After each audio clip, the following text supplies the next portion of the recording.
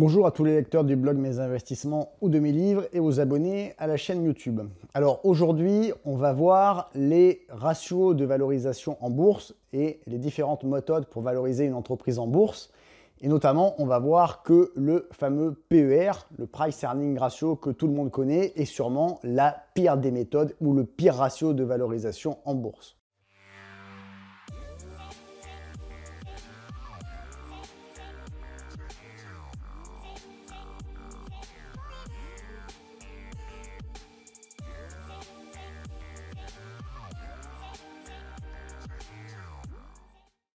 Effectivement, parmi les méthodes de valorisation pour valoriser une entreprise en bourse, et donc pour savoir si celle-ci est chère actuellement, à acheter ou à un prix raisonnable, il y a une méthode qui consiste à analyser les ratios de valorisation.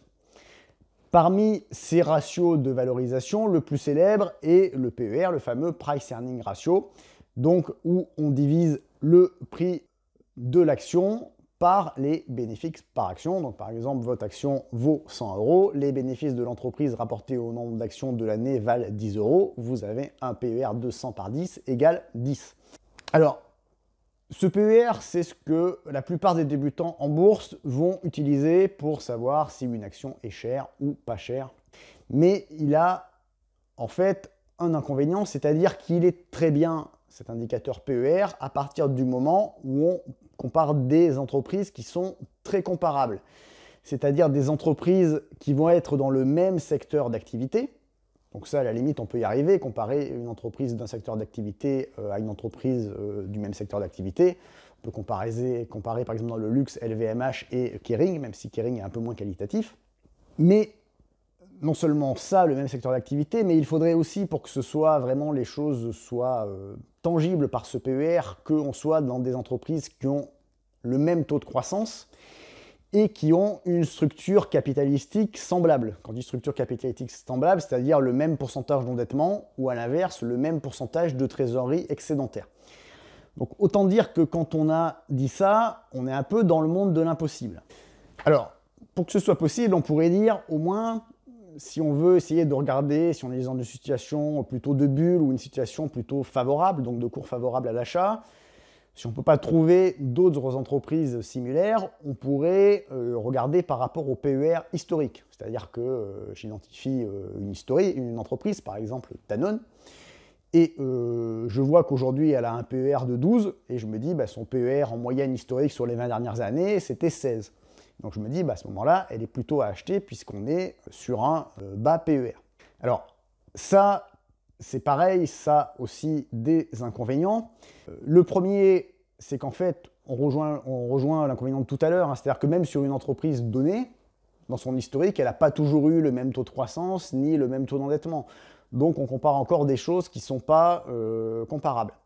Et en plus, il y a un inconvénient sur les cycliques, où les cycliques, en fait, finalement, le bas de PER correspond plutôt à un haut de cycle, et c'est plutôt le haut PER qui correspond à un bas de cycle. Donc en fait, si on fait ça sur les cycliques comme l'automobile, etc., on achèterait plutôt à contre-temps, et donc on aurait des analyses erronées.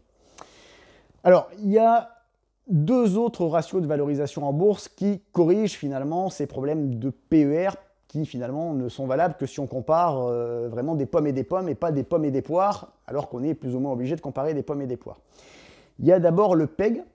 Donc le PEG, il va corriger ça des taux de croissance, c'est-à-dire qu'il va diviser le PER par la croissance. Par exemple, une entreprise qui a un PER de 10 et qui a une croissance de 1% par an, donc vraiment très légère, une entreprise mature, va avoir un PEG de 10. Par contre, une entreprise à côté qui a un PER également de 10, donc on pourrait dire en première approche, c'est la même valorisation, mais qui elle a une croissance de 10% par an, elle, on va avoir un PEG de 1. On va dire c'est le PER 10 divisé par 10% de croissance, on est à un PEG de 1. Et donc effectivement, l'entreprise la moins chère entre les deux, là avec le PEG on le voit, il vaut mieux payer 10 fois les bénéfices s'ils montent de 10% par an que les payer 10 fois s'ils montent que de 1% par an. Donc le PEG résout un peu ce problème de comparaison sur la croissance. Donc pour l'autre problématique qui est le taux d'endettement. Alors vous allez le voir plus facilement avec un exemple. L'endettement, voilà le problème. Si on va prendre une boîte A et une boîte B. La boîte A a une capitalisation boursière de 50 et la boîte B a une capitalisation boursière de 50 et une dette de 50. Imaginons qu'on a un bénéfice de 5 pour les deux boîtes. Bon, si je fais le PER, on est à chaque fois à 50 capitalisation boursière sur 5, égale 10. Là, pareil, on est à PER égale 10. Imaginons que le bénéfice baisse à 3. Bon, en pratique, c'est proportionnel, donc cette boîte-là, elle va valoir 30. Et on aura un PER qui sera toujours de 30 sur 3 égale 10. Cette boîte-là, en fait, si le bénéfice, globalement, il est fait avec de la dette, avec la capitalisation boursière, il baisse de 40%. Ce n'est pas la capitalisation boursière qui va baisser de 40%. C'est toute la valeur, entre guillemets, de la boîte. C'est-à-dire qu'on va se retrouver avec quelque chose où on aura la dette qui n'aura pas bougé, qui sera 50. Au total, on vaudra 60. Et donc, la capitalisation boursière, elle vaudra plus que 10. Ce qui fait qu'on aura perdu là 40% de la valeur de l'action, passant de 50 à 30. Et là, on aura perdu 80%, passant de 50 à 10. Et pourtant, on avait l'impression qu'au départ, on avait des PER identiques, des résultats identiques, et que le bénéfice a fait la même chose. En fait, le PER, il ne mesure pas l'effet de levier qui peut être inclus dans la dette que porte la société et qui, quand les résultats se dégradent, fait très mal. Alors, pour corriger ça, en fait, ce qu'on fait, c'est qu'on a un autre ratio qui s'appelle donc levé sur EBITDA. Donc, c'est la valeur d'entreprise. Globalement, sur l'EBITDA, donc c'est un peu comme le bénéfice, mais c'est juste avant les dépréciations, les amortissements, etc. Mais bon, ça revient en même. On va dire que c'était 5, là, pour notre exemple, et que ça passe de 5 à 3, ça nous aidera. Donc là, si je prends la première, on a un EV sur EBITDA, donc l'entreprise, elle valait toujours 50, l'EBITDA était à 5, donc on était bien à 10. Là, la B,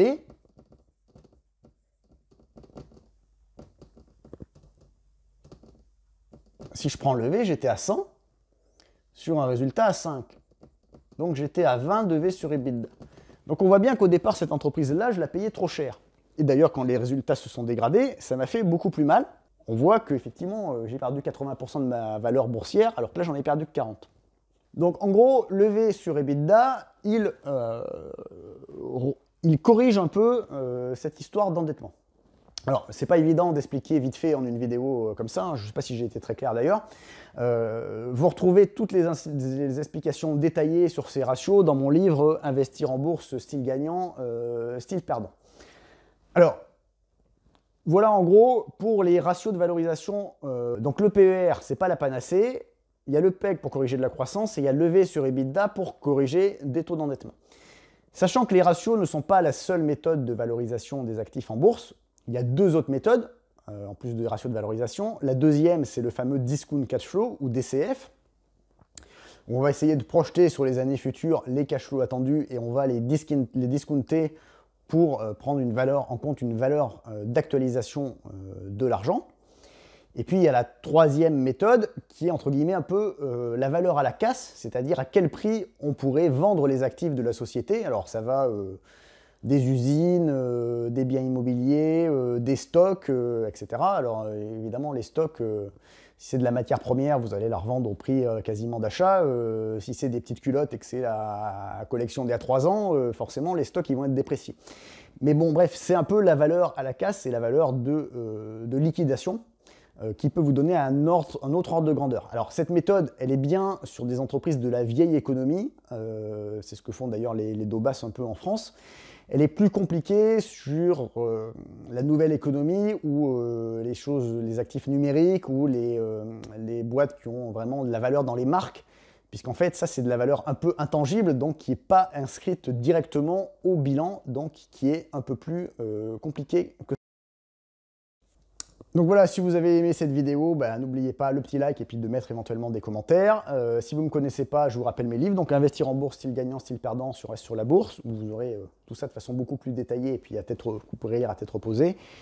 L'allocateur rebelle, qui est un roman financier où un jeune va rencontrer son mentor inspiré de Warren Buffett. Et puis les livres effectivement plus connus, mon best-seller, l'investissement immobilier locatif intelligent et sa suite 77 exercices pratiques pour l'investisseur immobilier intelligent. Si ce n'est pas déjà fait, n'oubliez pas de vous abonner à la chaîne. Je vous dis à bientôt sur le blog et sur la chaîne.